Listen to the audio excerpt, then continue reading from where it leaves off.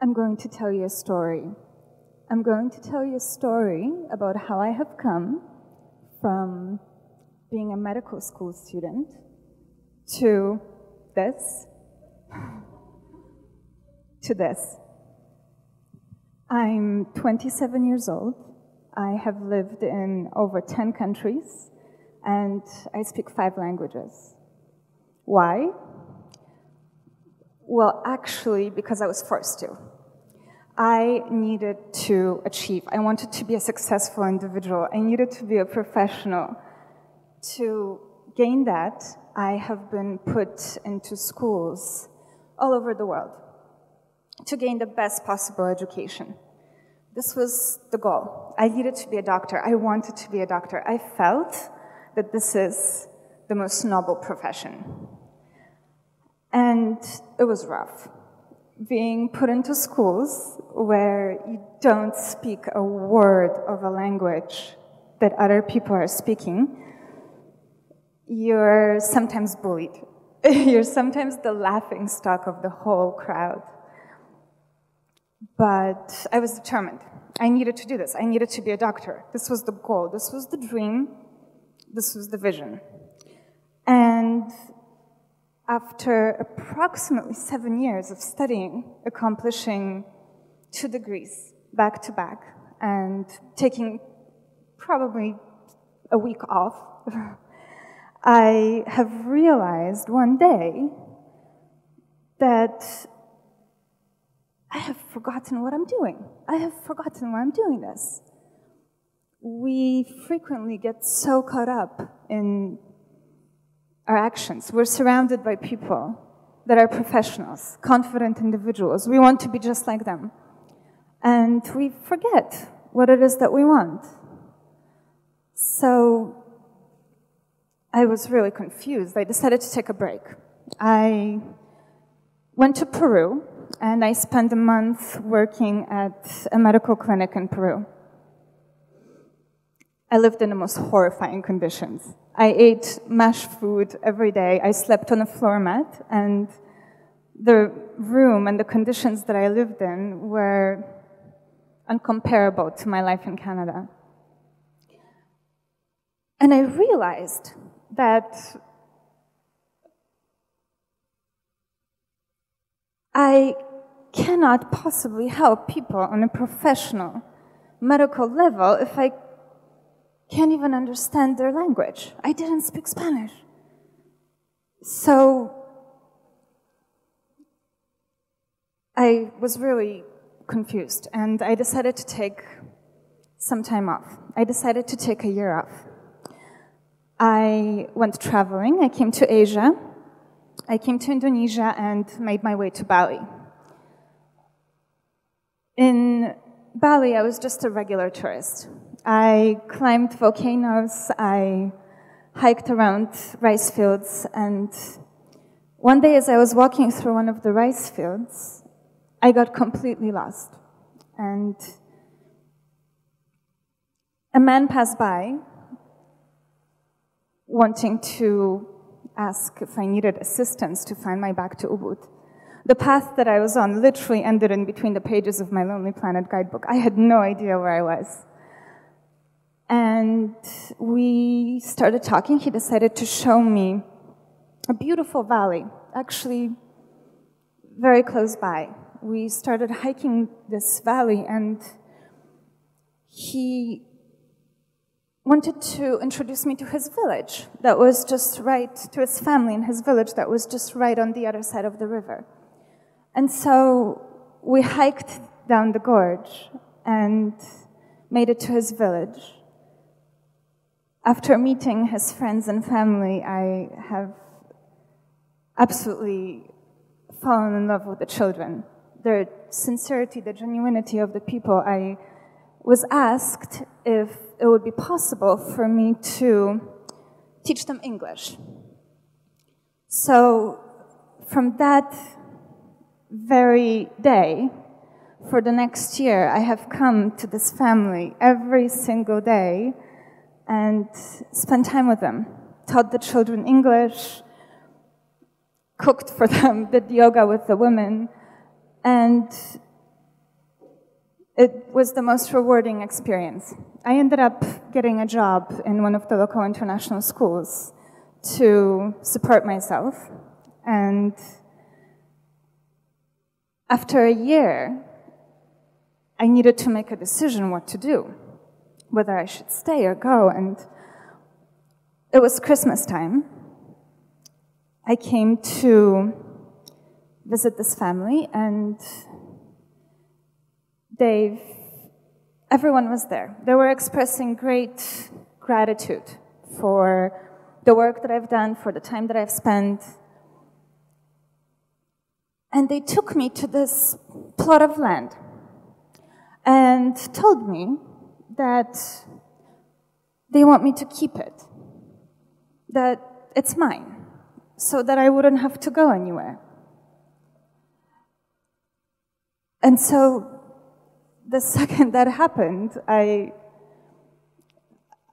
knew that there's absolutely no way that I'm going to leave this island without doing something to help these people.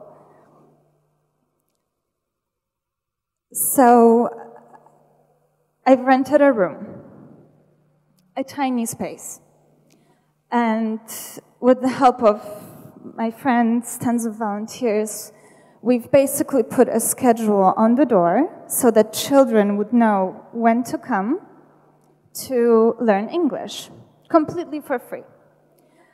And kids started coming. We started off with 7 children.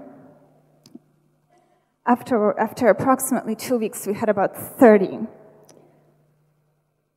About 3 months later, we were heading close to 50.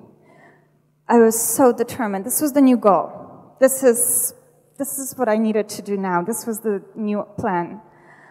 And I realized one day that I'm running into pretty major financial problems, and I should probably start thinking about finding a way to support myself. So I came up with this brilliant idea. Bali is a Hindu island. All of the other islands in Indonesia are Muslim. The Balinese love the pigs. The Muslims hate the pigs. There's one particular island in Aceh where the pigs are the biggest pests. They invade gardens, they run around, they disturb the people. And I realized that actually a pig in Bali is worth approximately 1 million rupiah. A wild, gigantic Achenese pig, oops,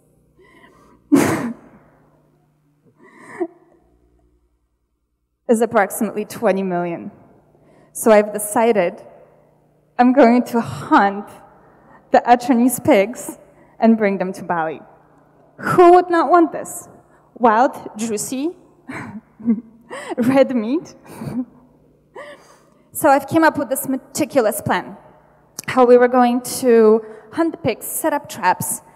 I've sent friends and people to go to Aceh to have a look at ways of catching them, vets to check the quality of the meat. I have, in the meantime, been going around Bali trying to find suppliers, buyers, people that would want to get the red meat. This was the craziest idea I think I've had.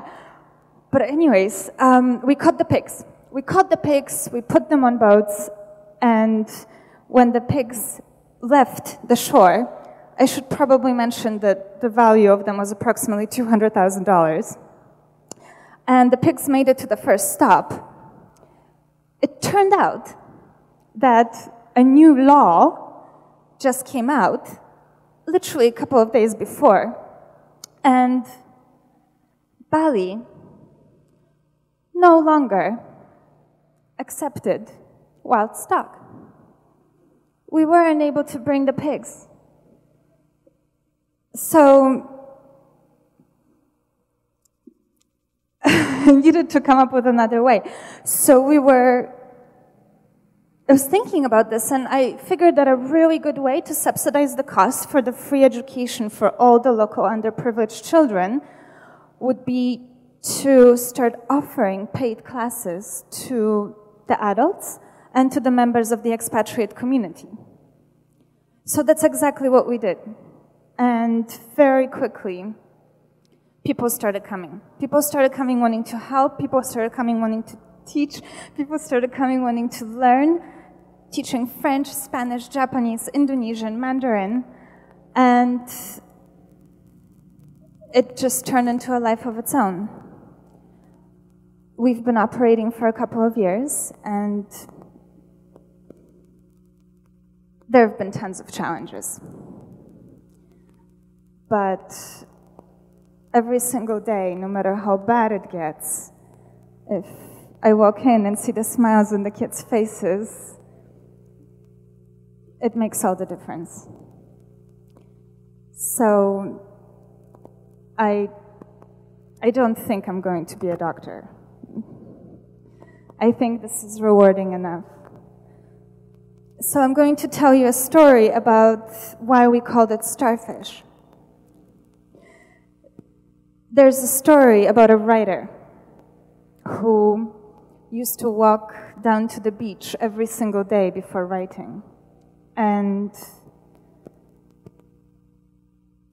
one day he saw a boy, a young man, dancing on the seashore.